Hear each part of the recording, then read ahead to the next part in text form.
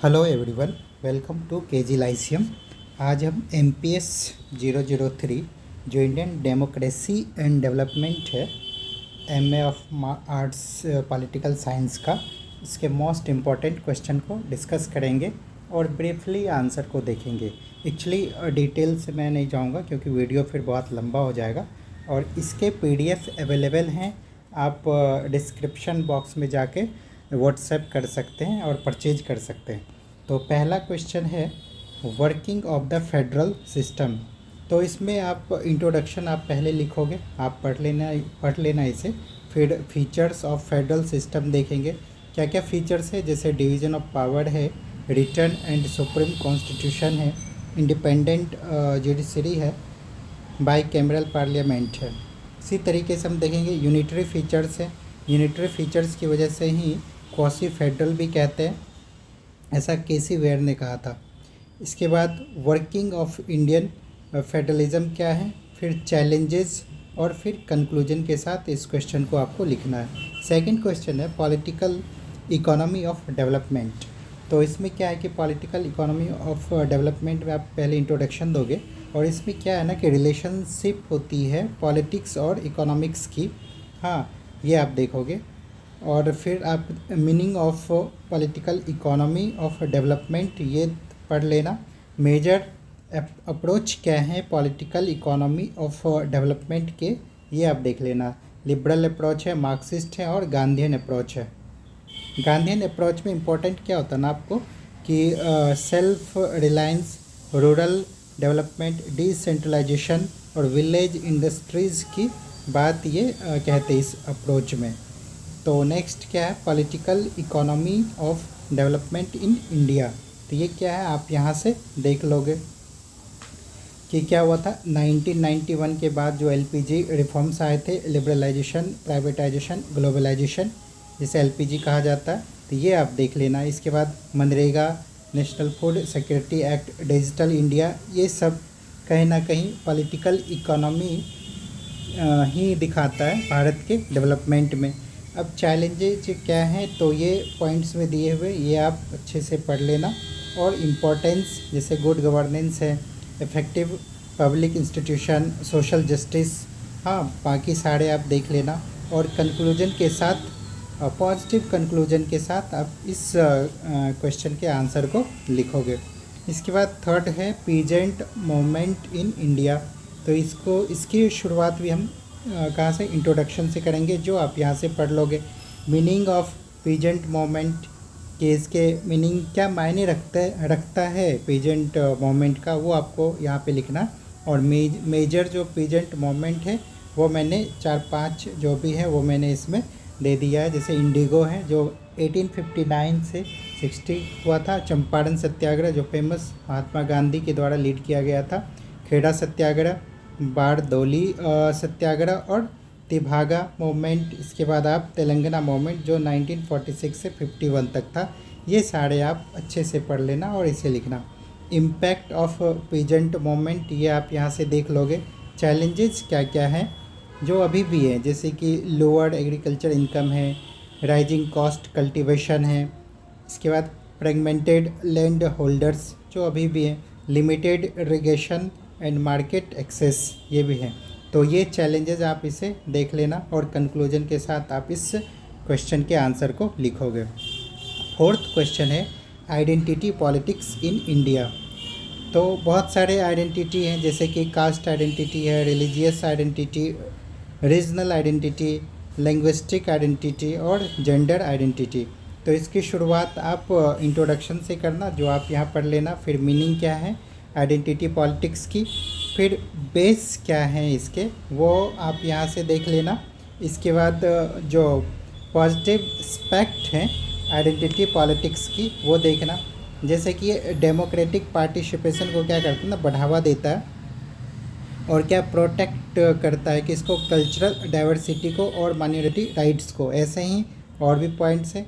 Negative aspects हैं किसके, identity politics की, वो भी देख लेना, जैसे कि इससे रीजनलिज्म, कम्युनलिज्म और कास्टिज़म जैसे चीज़ें को बढ़ावा मिलता है।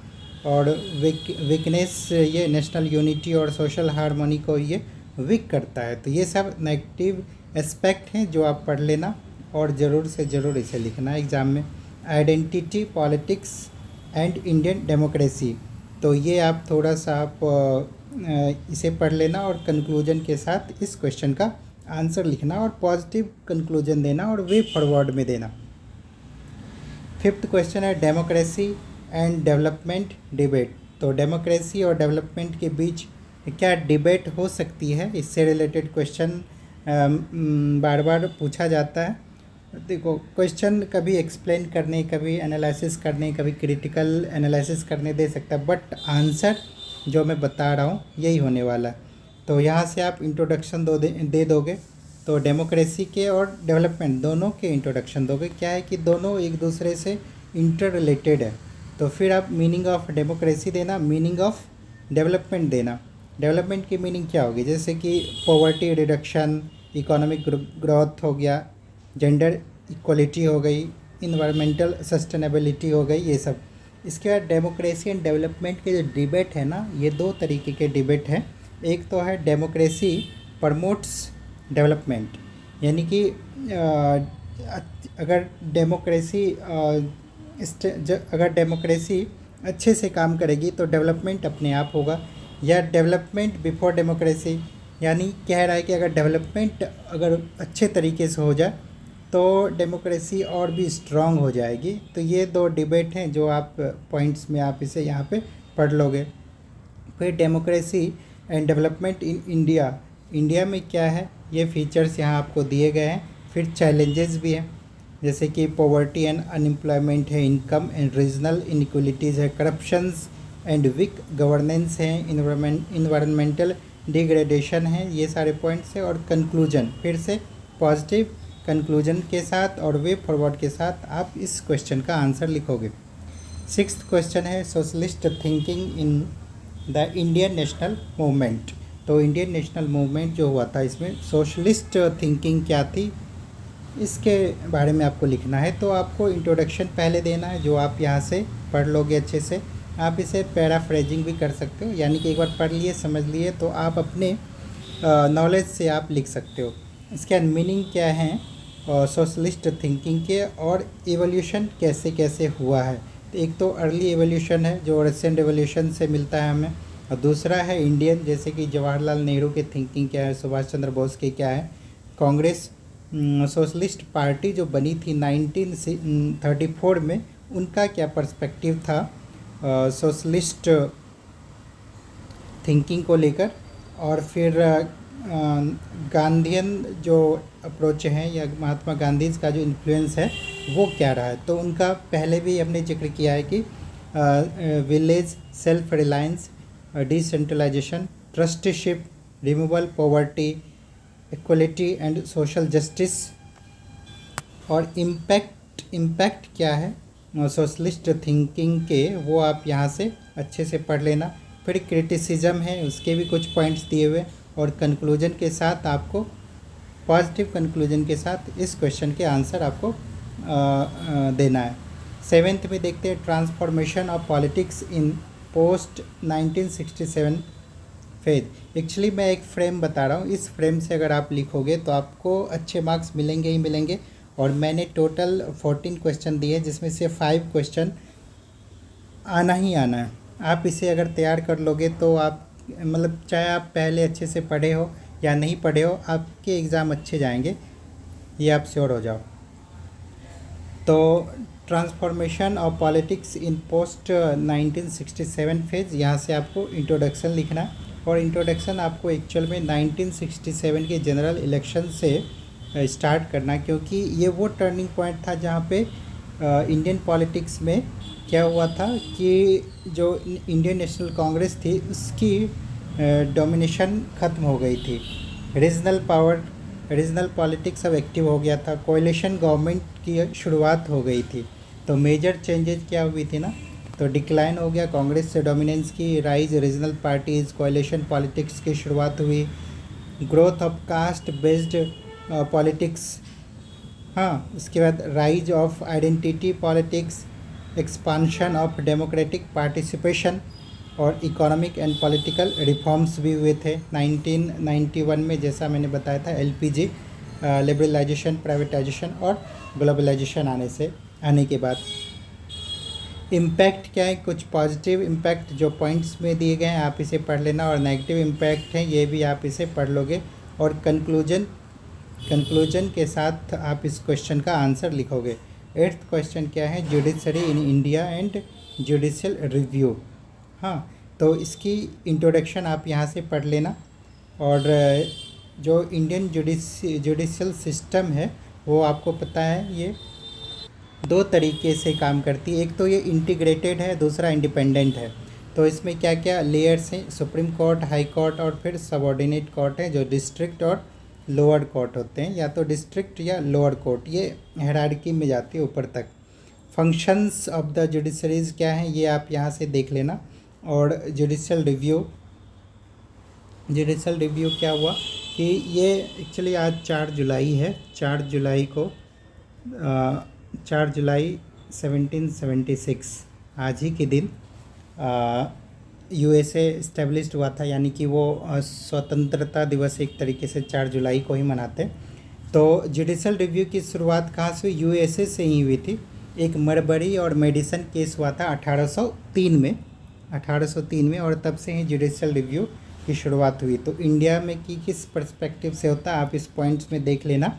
इसके बाद इम्पोर्टेंस ऑफ जुडिशियल रिव्यू क्या क्या है, जैसे protect the constitution, protect fundamental rights, maintain balance of power, okay, democracy को मजबूत करती है, प्रोटेक्ट्स फेडरलिज्म।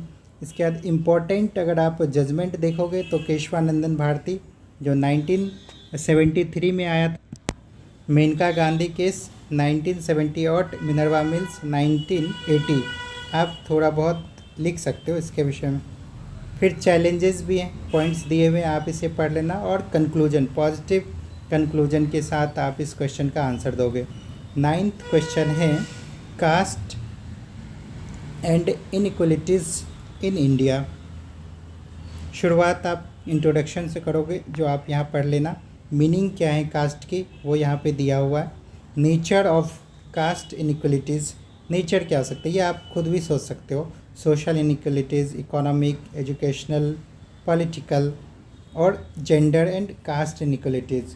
कॉन्स्टिट्यूशनल प्रोविज़न भी दिए गए हैं किसके लिए, रिड्यूस कास्ट इनइक्वलिटीज़, जो आर्टिकल 14 में है, 15, 16, 17 और 46 में है, जो आप डिटेल से यहाँ पे पढ़ सकते हो। The government has also introduce, कुछ एक्ट हैं वो भी गवर्नमेंट ने इंट्रोड्यूस किया है, जैसे कि स्कॉलरशिप एंड वेलफेयर स्कीम्स हैं, ओके, ये SC/ST एक्ट है। तो ये सब आप ज़रूर से ज़रूर लिखना। चैलेंजेस क्या है वो पॉइंट्स यहाँ दिए हुए हैं, ये चैलेंज आप लिखना, और कंक्लूजन वही पॉजिटिव कंक्लूजन के साथ और वे फॉरवर्ड के साथ आप इस क्वेश्चन का आंसर देना। 10th क्वेश्चन है रीजनलाइजेशन ऑफ इंडियन पॉलिटिक्स। देखो ये सारे क्वेश्चन एक दूसरे से जुड़े हुए हैं, अगर आप 2 या 3 क्वेश्चन को इस तरीके के क्वेश्चन को पढ़ लोगे ना, आप कोई भी क्वेश्चन आप पूछे एग्जाम में, आपके पास कंटेंट होगा लिखने के लिए। तो इंट्रोडक्शन देना, यहाँ भी आप देखो कि 1967 के जनरल इलेक्शन है, यहाँ से शुरुआत करना है इसके इंट्रोडक्शन को। मीनिंग ऑफ रीजनलाइजेशन है, इसके बाद काउज ऑफ रीजनलाइजेशन है, linguistic and cultural diversity, economic inequalities, regional imbalance है, decline of one party dominance है, जैसा कि इससे पहले एक क्वेश्चन में हमने जिक्र किया था, सेम चीज़ यहाँ भी लिखना। ग्रोथ ऑफ रीजनल पार्टीज़ हैं, DMK, AIDMK, TDP, शिवसेना जैसे पार्टी का किस तरीके से ग्रोथ हुआ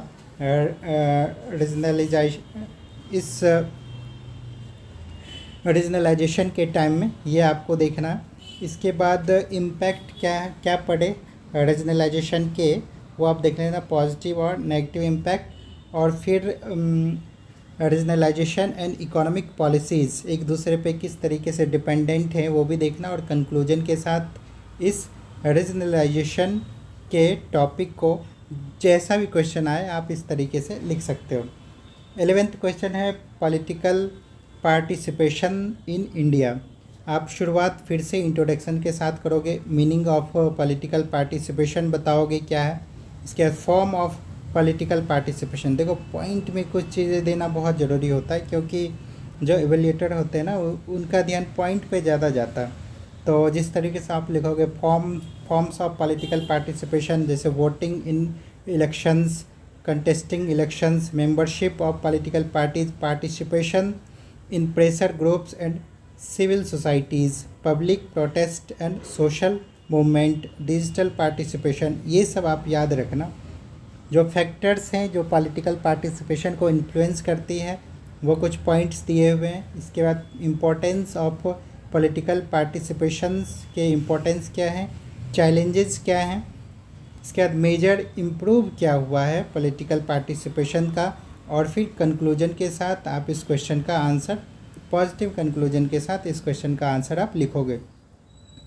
फिर अपना 12th क्वेश्चन है मीडिया एंड डेमोक्रेसी या पब्लिक पॉलिसी। देखो ये क्वेश्चन बार बार आता है, मीडिया का डेमोक्रेसी पे क्या इम्पैक्ट है, या पब्लिक पॉलिसी और डेमोक्रेसी, इस टाइप के क्वेश्चन बार बार आते हैं। और बट आप एक बार इसे पढ़ लोगे तो आप इस तरीके के क्वेश्चन लिखने में आपको कोई वहाँ पे एग्ज़ाम में डिफ़िकल्टीज़ नहीं आएगी।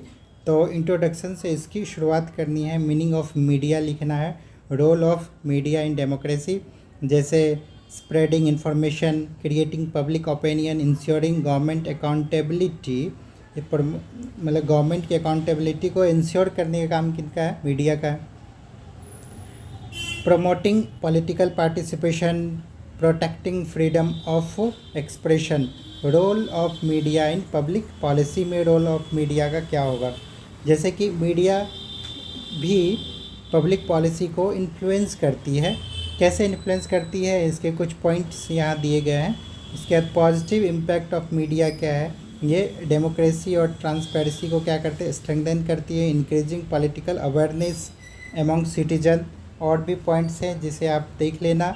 चैलेंजेस क्या क्या हैं ये पॉइंट्स में दिए गए हैं। इसके बाद मेजर ऑफ स्ट्रेंथन मीडिया के क्या क्या मेजर हो सकते हैं। कंक्लूजन के साथ आप इस तरीके के क्वेश्चन को आप आंसर दोगे, जिसे आप अच्छे ढंग से पढ़ लेना, या मेरे जो PDF हैं जो मैं प्रोवाइड कराता हूँ आप परचेज करके भी पढ़ सकते हो। 13 क्वेश्चन है सस्टेनेबल डेवलपमेंट, बहुत ही इंपॉर्टेंट क्वेश्चन है, जिसके आप इंट्रोडक्शन यहाँ से लिख सकते हो। उसके बाद मीनिंग ऑफ सस्टेनेबल डेवलपमेंट क्या है वो यहाँ से लिखोगे। प्रिंसिपल ऑफ सस्टेनेबल डेवलपमेंट के प्रिंसिपल क्या क्या हैं, ये पॉइंट्स आपको बहुत इंपॉर्टेंट है, ये लिखने हैं। जैसे इन्वायरमेंटल प्रोटेक्शन है, इकोनॉमिक ग्रोथ है, सोशल जस्टिस है, इंटरजेनरेशनल इक्विटी है, conversation of conservation of natural resource है, पब्लिक पार्टनर पार्टिसिपेशन हैं, ये सब आप याद कर लेना। इम्पोर्टेंस क्या है सस्टेनेबल डेवलपमेंट के वो यहाँ से देख लेना। सस्टेनेबल डेवलपमेंट इन इंडिया ये क्या है ये आप यहाँ से देख लोगे।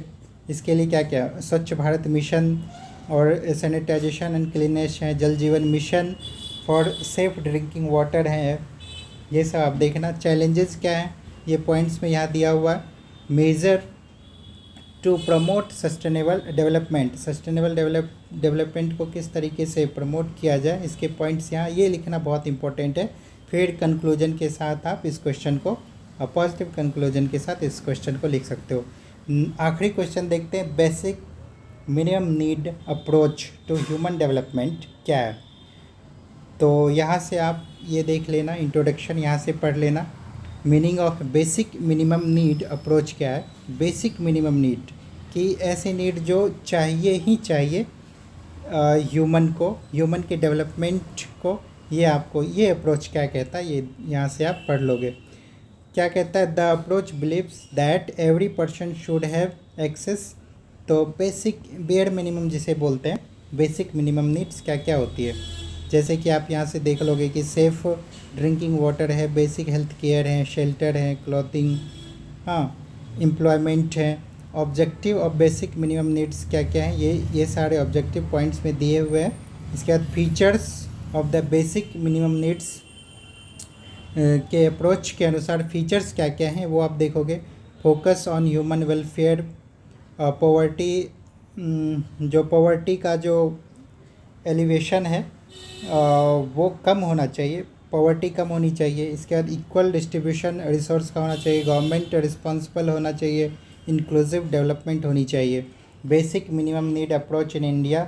ये आपको कुछ पॉइंट्स दिए, जैसे मनरेगा हो गया, नेशनल फूड सिक्योरिटी एक्ट हो गए, प्रधानमंत्री आवास योजना, ये सब बेयर मिनिमम है, बेसिक मिनिमम नीड जो ह्यूमन डेवलपमेंट के लिए ज़रूरी है।